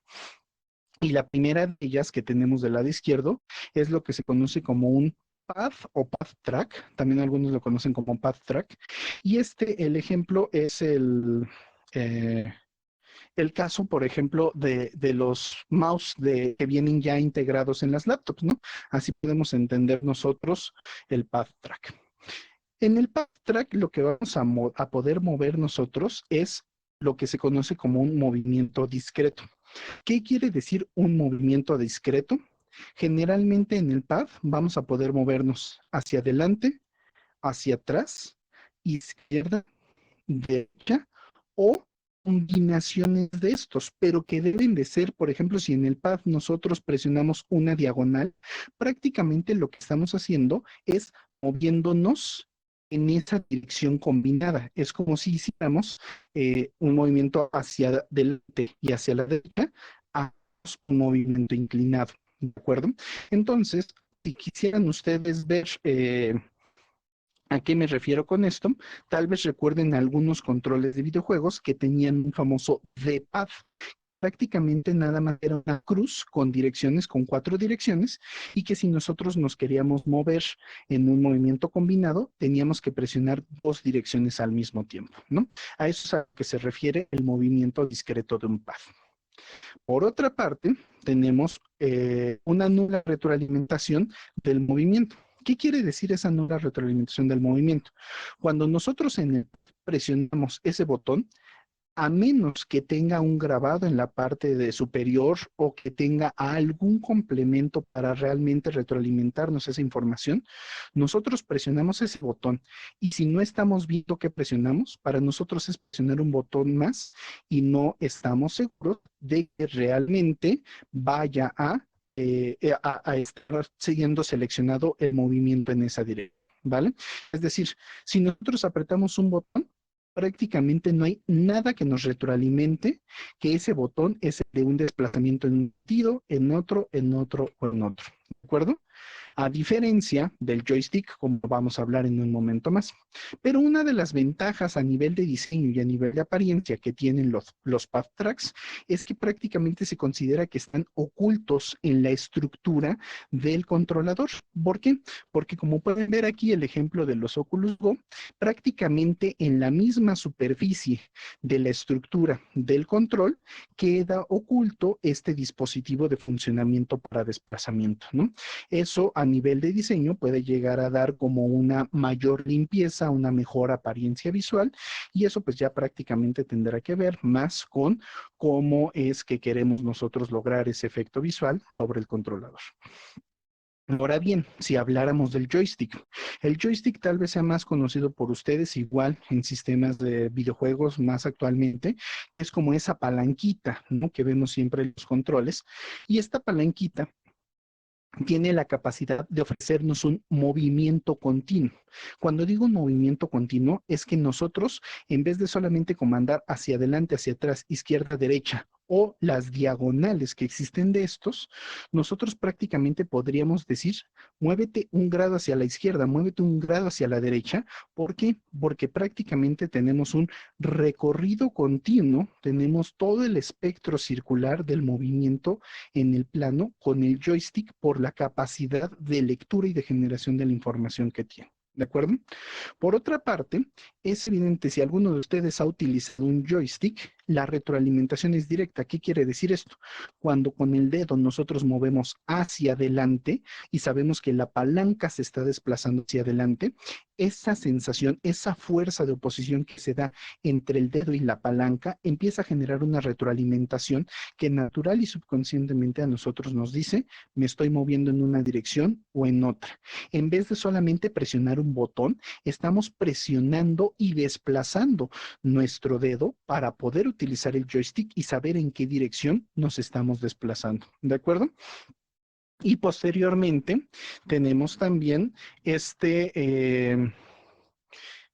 lamentablemente, desde el punto de vista del diseño, el joystick pues es externo a la estructura de todo el control. Prácticamente se ve como una protuberancia y eso para cuestiones de empaquetado, para cuestiones de almacenamiento, inclusive para cuestiones de seguridad, algún impacto pudiera llegar a trozar el joystick si fuera este muy grande. ¿Por qué? Porque está externo a la estructura principal del control. ¿De acuerdo? Esas son algunas características o diferencias entre las dos principales tecnologías que tenemos para desplazamiento en estos controles. Por otra parte, vamos a hablar de los triggers o de los disparadores. ¿De lo que tenemos que hablar de los triggers o de los disparadores? Principalmente de dos características. Una es que, y la más importante y la que los describe, tenemos que hablar de la característica de qué dedo lo va a accionar. ¿Va a ser un trigger de dedo índice? ¿Va a ser un trigger de dedo medio? O inclusive pudiéramos llegar a tener, como lo vamos a ver en un momento más, triggers de movimiento meñique. Prácticamente tenemos que tener la capacidad de decir cuántos triggers vamos a tener en un dispositivo y cuáles van a ser los dedos asociados con cada uno de estos. No es necesario tener todos los triggers posibles. Hay dispositivos, como en la imagen, en las dos imágenes superiores, tenemos los Oculus Rift S, que tiene los dos dedos, el trigger índice y el trigger medio, o tenemos el control del Vive, que solamente tiene un trigger y es un trigger de dedo índice. ¿De acuerdo? Entonces, fíjense ahí cómo nosotros podríamos decir, solamente requiero un trigger o requiero dos, o inclusive, como en esta imagen de otro control ya muy especial, muy actual, por cierto, que se llama Vibe Knuckles, podemos llegar a tener hasta 3 triggers en un solo control.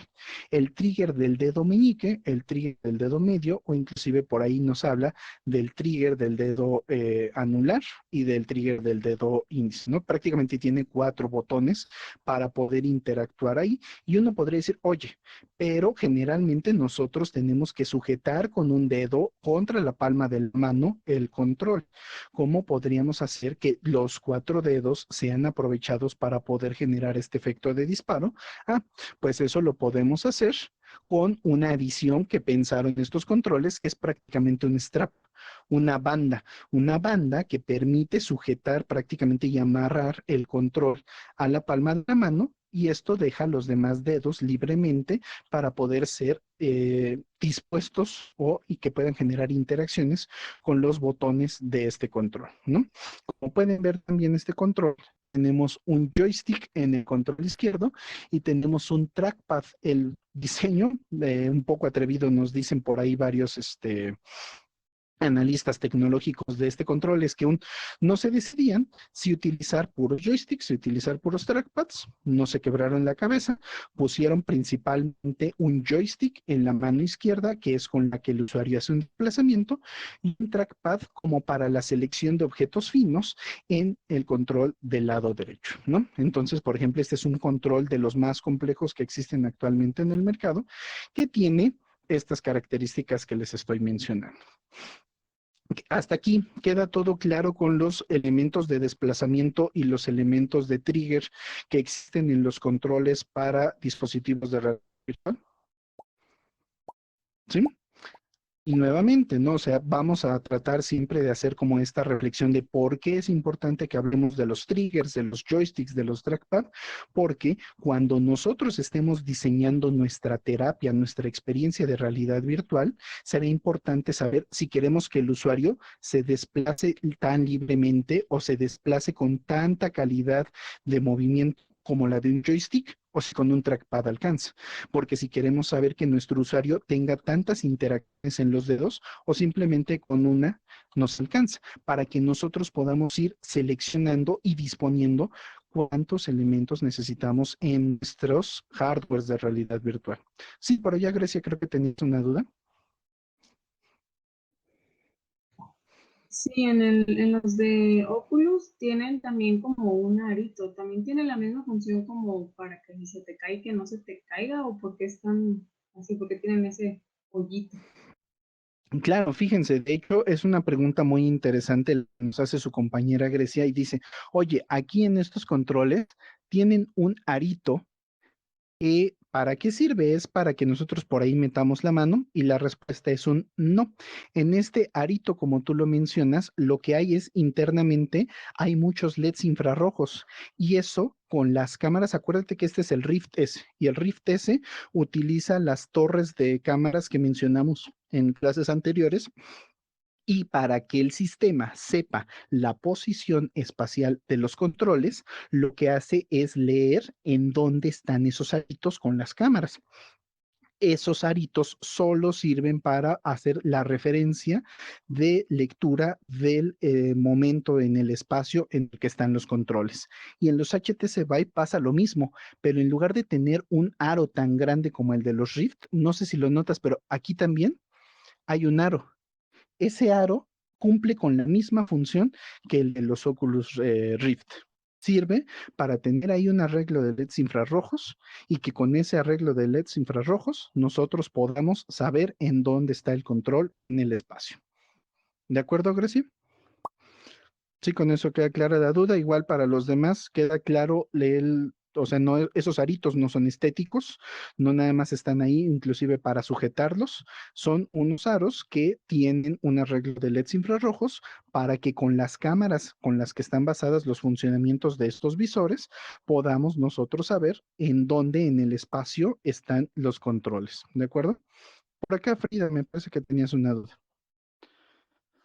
Y como por ejemplo en el pad, ¿dónde es donde tiene? Si no tiene esos aros de LED, ¿cómo le hace? O si los tiene, pero pequeños. Dice su compañera, ¿no? O sea, oye, y entonces el pad, el control del Oculus Go, ¿en dónde tiene esos LEDs? La respuesta es no los tiene y su posición está leída únicamente a través, no sé si te acuerdas de cuando hablamos de la IMU, de esta unidad de mediciones inerciales, que prácticamente nos podía decir si estaba de ladito, si estaba girando, si se estaba desplazando. Este únicamente tiene la información de referencia espacial de la IMU y de hecho eran bastante, ojalá algún día tengan la oportunidad de probar unos, pero era bastante molesto que imagínate que este era tu control, ¿no? Entonces lo dejabas ahí y si tú prendías tus lentes, te marcaba como que esa era tu posición cero y prácticamente si lo movías así, toda tu pantalla se movía de lado. Entonces, lo que siempre tenías que hacer es algo que se llamaba recalibración. Y una vez que tú ya agarraras tu control, le tenías que presionar y mantener presionado uno de los botones push que tenía ahí y en ese momento te decía, esta es tu nueva posición cero. Y entonces si ya te empezabas a mover, a partir de ahí leía la posición, a diferencia del otro que sabe siempre tu posición real porque hay una cámara externa leyéndolo. ¿Me explico? Sí, prácticamente es como la información de la posición de ese control es como la información de posición de tu celular. Ajá, no hay nada más viéndolo, el propio celular tiene la información de esa posición. Bien, entonces, les decía de los knuckles, vamos a ver que, pues obviamente, los controles pues, no son la única forma de meter o de agregar interacción, de tener acciones dentro de nuestros elementos virtuales. Sí, ya se había trabajado con la tecnología SLAM que nos permitía con las cámaras poder saber en dónde estábamos. Esto también se podía aprovechar para saber y para poder leer la información de las manos. Pero no solamente se hace por software. Nosotros podemos, en vez de usar controles, usar prácticamente las manos naturales, usar nuestros propios gestos para poder llevar a cabo acciones dentro del mundo virtual. Y a esto se le conoce como gesture control o control por gestos, ¿vale? El control por gestos se basa en la detección de la posición y movimiento de las manos y de los dedos, de las manos y de los dedos biológicos que tenemos, ¿no? De los reales. Entonces, esto puede ser llevado a cabo por hardware, es decir, por una serie de piezas físicas que nosotros nos vamos a poner en la mano, como puede ser un guante, como lo representa la imagen del lado izquierdo, o también pueden ser por software. ¿Y a qué me refiero por software? Que prácticamente es pura programación, la que con cámaras está basada en principios de visión artificial, pueda reconocer nuestras manos y saber qué está pasando con nuestros dedos, estamos haciendo y cómo estamos moviendo nuestras manos, ¿de acuerdo? Ahora bien, una de las ventajas que tenemos con el control por gestos es que tanto puede ser propietario, por ejemplo, en el caso de Oculus, su sistema de control por gestos puede ser dado por las mismas cámaras que tienen los Oculus Quest, por ejemplo, o puede ser un dispositivo de terceros o genérico, como el que estamos viendo del lado izquierdo, se llama Manus, y ese es un guante que se puede conectar con los visores de realidad virtual y sustituir la lectura de software de las manos que tengamos para poder ofrecer una alternativa. ¿Acorde a qué? A beneficios y problemas que pueda presentar cada una de estas soluciones. Hablemos específicamente de las soluciones por software. Las soluciones por software tienen dos principios. O están basadas en las cámaras internas del dispositivo o están basadas en una cámara externa. Pero de las cámaras no nos libramos. Prácticamente, y ahí es donde viene el problema de esto, necesitamos algo que esté viendo nuestras manos y que genere la información, como tenemos aquí en la imagen inferior de la izquierda, de qué es lo que está pasando con cada uno de los gestos que generamos. A esta posición, técnicamente, en el argot de la visión artificial, a estas imágenes que tenemos aquí se les conoce como una imagen de skeletons y joints, en el que prácticamente lo que hacemos con nuestra mano es, por visión artificial, segmentar en donde hay una barra o un esqueleto que no se flexiona y en donde hay puntos de flexión entre estas barras tenemos un joint, una bisagra, si así lo quieren ver. Entonces, para un algoritmo de visión artificial, las manos se vuelven esqueletos y joints, se vuelven barras y puntos de articulación, si lo quieren ver más mecánico. Y de esta forma, nosotros podemos, con barras y puntos de articulación, decir en dónde va a haber rotaciones, en dónde va a haber traslaciones y traducir toda esta información a un programa para que podamos tener interacciones de manos reales en el entorno virtual. Pero como les decía, el problema de que tengamos esas cámaras o de que estemos trabajando con cámaras es que la iluminación que esté incidiendo sobre nuestras manos es importantísima. Si no estamos en un lugar correctamente iluminado, la detección de gestos por software se ve altamente comprometida.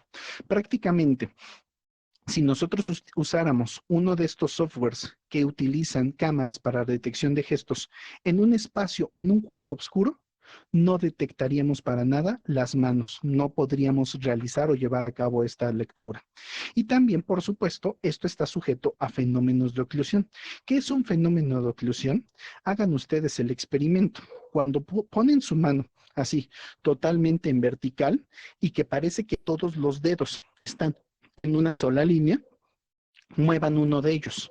Tal vez para nosotros, por saber cuál estamos moviendo, es muy claro cuál estamos moviendo.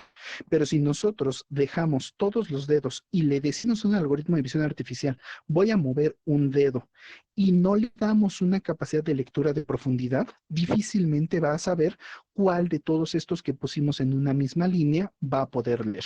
Los fenómenos de oclusión es cuando al campo de vista de una cámara nosotros le ponemos un obstáculo y de esta forma ya no sabe en dónde quedó el objeto que estaba leyendo.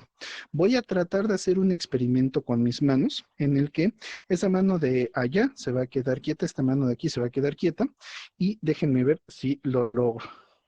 Aquí todavía me ven. Aquí creo que ya la voy a perder. Es yo generando físicamente una obstaculización de las cámaras.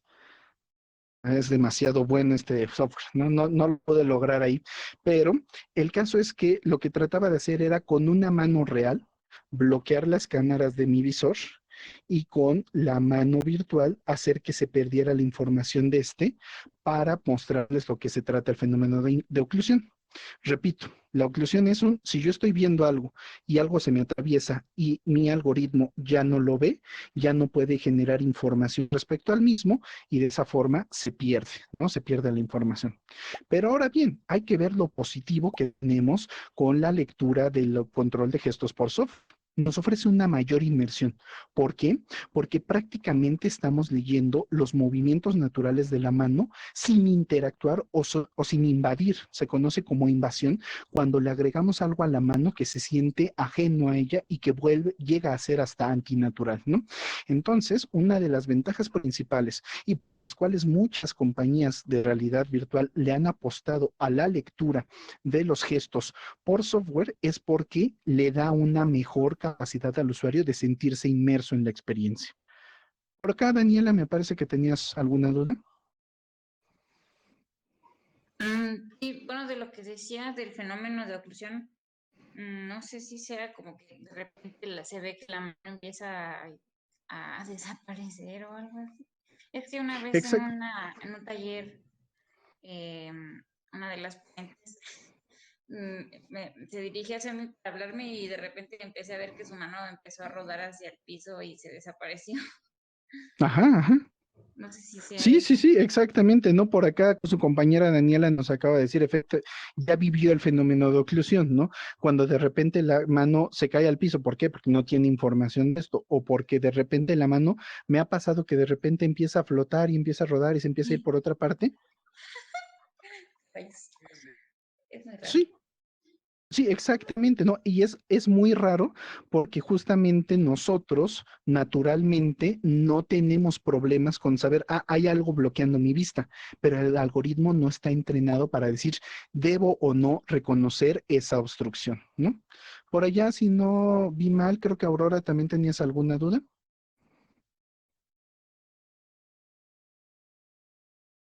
No, por allá, acá atrás creo que había visto alguna mano levantada. Digo, si no, no pasa nada. Y si sí, ahorita la vuelven a levantar, por favor, ¿vale? Queda claro cuáles son las bondades y defectos que tiene el poder hacer la lectura del control de gestos por software. ¿Vamos bien hasta aquí? En las imágenes estamos viendo dos tecnologías. A la izquierda, en la parte superior, la tecnología basada en algoritmos SLAM de Oculus Quest, y en la imagen de la derecha, unos visores que no tienen cámaras externas y que se les tiene que conectar un dispositivo que se llama Leap Motion, que es una cámara infrarroja que empieza a radiar sobre la mano, y como nosotros biológicamente tenemos una alta capacidad a la recepción de infrarrojos, bueno, de esa forma puede identificar la mano y generar las barras y articulaciones que necesita para saber la posición de la misma en el espacio, ¿vale? Ahora bien, desde el punto de vista del software, cuando hablamos del software, estamos hablando de que hay un sensado específico. Y por sensado específico me refiero a, hay algo que está leyendo prácticamente cada uno de los dedos, cada uno de los músculos, cada una de las acciones que tengo en mi brazo, en mi mano o en mis dedos. Por eso, inclusive llegan a ser soluciones altas o elevadas en costo debido a que tienen muchísima tecnología, muchísimos sensores, muchísimos componentes, muchísimas piezas que se encargan de estar leyendo la posición en tiempo real y generando la información de cada uno de los movimientos que yo haga. Ajá. Pero eso sí, si estamos leyendo todos y cada uno al mismo tiempo y de forma diferente en procesos en paralelo, a diferencia de los procesos en serie que pueden llegar a representar los algoritmos de SLAM, esto va a mejorar o va a entregar una mejor calidad en la forma en la cual vamos a leer el movimiento de los gestos que estamos realizando. ¿De acuerdo? Ahora bien, la mayoría de este hardware es hardware de terceros, es hardware externo, es hardware complementario a un sistema de visores de realidad virtual. Y por eso nosotros, si quisiéramos seleccionar una tecnología de lectura de gestos por hardware, lo primero que tendríamos que ver es la capacidad de compatibilidad que tiene con la plataforma de desarrollo que nosotros estemos trabajando. Si vamos a hacer un trabajo hacia dispositivos Oculus, tendremos que revisar que este hardware sea compatible y que tenga códigos que podamos usar con dispositivos Oculus. Si lo vamos a hacer con HP Reverb, lo vamos a hacer con cada tecnología con cada visor con el que vayamos a interactuar, tendría que haber compatibilidad. ¿Por qué? Porque si no, simplemente el dispositivo va a generar su información, no va a tener la capacidad de transmitirla al visor, y en el visor es donde están sucediendo todos esos efectos que nosotros vemos, ¿no? pero lamentablemente el costo a pagar por este sensado, por esta calidad de lectura en los movimientos, es que es un dispositivo invasivo. ¿Qué quiere decir que sea un dispositivo invasivo? Quiere decir que el usuario lo va a tener que vestir, el usuario lo va a sentir, el usuario va a tener un peso, por ejemplo, añadido en su mano, un obstáculo, un objeto físico con el cual va a tener hasta cierto punto un engenamiento porque no pertenece naturalmente a él.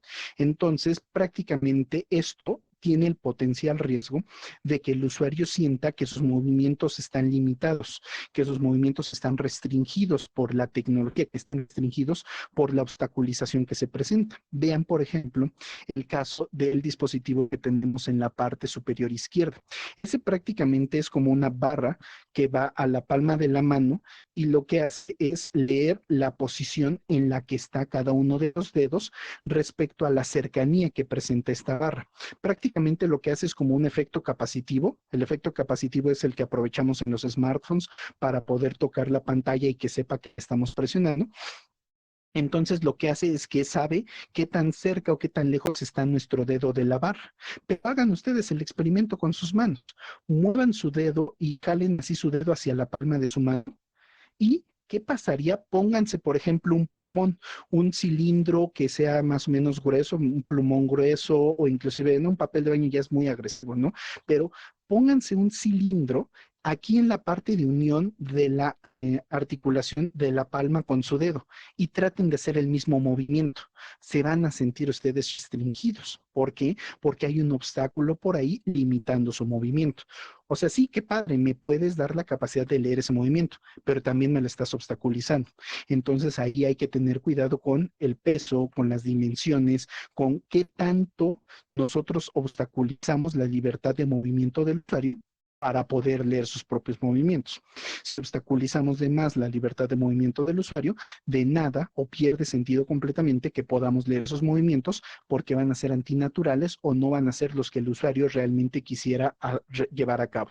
Este es un problema clásico de el usuario adaptándose a la tecnología y no al revés, como debería de ser, la tecnología adaptándose al usuario, ¿de acuerdo? Repito, soluciones tenemos varias, como la de la imagen superior izquierda, que es prácticamente una barra que lee qué tan flexionados están los dedos. En la parte inferior izquierda tenemos una banda que se llama MIO, que es una banda que lee las señales mioeléctricas, las señales que llegan al cuerpo muscular debido a la activación del sistema nervioso para llevar a cabo un movimiento, y estas señales pueden leer 5 distintos movimientos que se representan aquí en la imagen, que es mano abierta, estar generando una flexión, una extensión, puño cerrado o inclusive tocar un dedo con el otro, ¿no?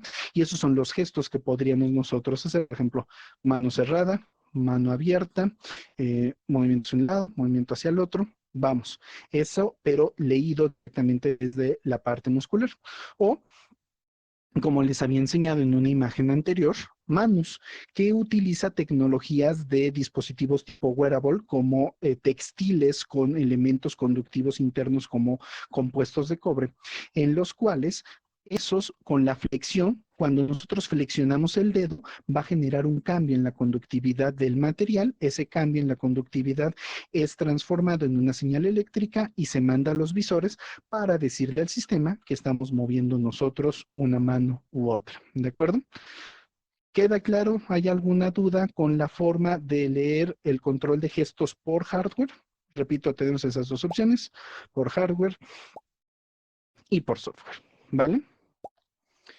Ahora bien, ¿para qué sirven todos estos controles? Para ser uno de los elementos más importantes dentro del campo de la realidad virtual. La realidad virtual no solamente es ver y escuchar, es interactuar, es poder llevar a cabo acciones, como lo que en su momento hicieron ustedes cuando teníamos unos baloncitos, ¿se acuerdan? O como lo que hicieron en sus distintos mundos, que tenían elementos con los cuales podían interactuar, ya sea señalar y darle clic a un símbolo de pregunta para recibir más información. Es un tipo de interacción, el tipo de interacción conocido como point and click. También ese point and click lo pueden ver ustedes en su menú que tienen del lado izquierdo, ¿no? En el cual primero seleccionan, apuntan hacia una opción y le dan clic para habilitarlo. A eso es a lo que se le conoce como el point and click, como en la imagen que está en la parte superior, en la cual nosotros con los controles podemos seleccionar, podemos apuntar y seleccionar un objeto para conocer su información, para poder separarlo de los demás, para poder llevar a cabo alguna selección de un menú, etcétera, ¿vale? Segundo tipo de acción que podemos llevar a cabo con estos controles, que si no existieran controles, únicamente un HMD no nos da la capacidad de hacer. El hold. Ajá. Ustedes ahorita, por ejemplo, pueden ver que en vez de tener la mano, yo puedo sustituirlo por un apuntador láser, ¿no? El apuntador láser que luego hice en la clase. Pero lo estoy sujetando y a donde va conmigo. No es como que lo selecciono y no es un point and click, no es lo pico y lo selecciono. Me lo puedo llevar yo de una posición a otra. Lo puedo dejar en el lo puedo dejar en el escritorio. ¿No? Lo puedo dejar en el escritorio, lo puedo poner por allá, puedo volver a agarrarlo, lo puedo llevar, lo puedo poner en otro lado, lo puedo poner aquí, ¿no?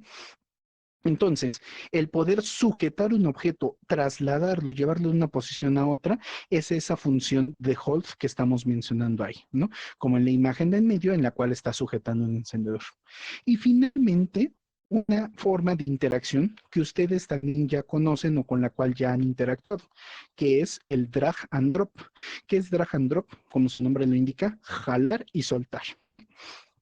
Tal vez recordarán cuando hicieron sus modos en el que cuando ponían un objeto y seleccionaban point and click, les aparecía una cápsula azul. Y después, drag and drop, seleccionaban uno de los vértices de esa caja azul, lo jalaban y le cambiaban el tamaño. Y entonces, cuando ya era un tamaño adecuado para ustedes, ¡pum!, lo soltaban. Ah, no me gustó ahí, lo agarraban con su clic, hold, lo llevaban a otra parte, lo soltaban. Ah, mira, ahora voy a seleccionar otro, point and click. Fíjense la cantidad de cosas y de interacciones que podemos tener únicamente con estas tres acciones. Point and click, hold, drag and drop. Y estas tres interacciones son principalmente las acciones básicas que tenemos para poder llevar a cabo acciones en un sistema de realidad virtual, sin importar si nuestros controladores son de hardware o son de software. Si son hardware, si son controladores físicos, si son las manos o si son los controles como los que veíamos que tienen joysticks y botones, pues entonces a lo mejor nada más hay que ver. El point and click es un clic de push button o es un clic de trigger. El hold lo hago con un trigger, lo hago con un push button y me muevo con el joystick. El drag and drop lo hago cuando lee mi mano y siente que estoy haciendo un pincho y lo desplazo. Vamos. Estas tres interacciones llevan muchísimo tiempo en la historia de las interacciones con sistemas virtuales, pero están principalmente asignadas a hardware externo, a un mouse, a un teclado, a un apuntador, a un control como los que hemos estado viendo, pero si se fijan, con el reconocimiento de gestos también podemos llevar a cabo estas acciones. Pero, ¿qué ventaja tendría el reconocimiento de gestos si solamente pudiéramos hacer las mismas acciones que podemos hacer con un control físico? No tendría mucho sentido que pudiéramos leer naturalmente nuestras manos o el movimiento de nuestras manos. Permítanme mostrarles el siguiente video.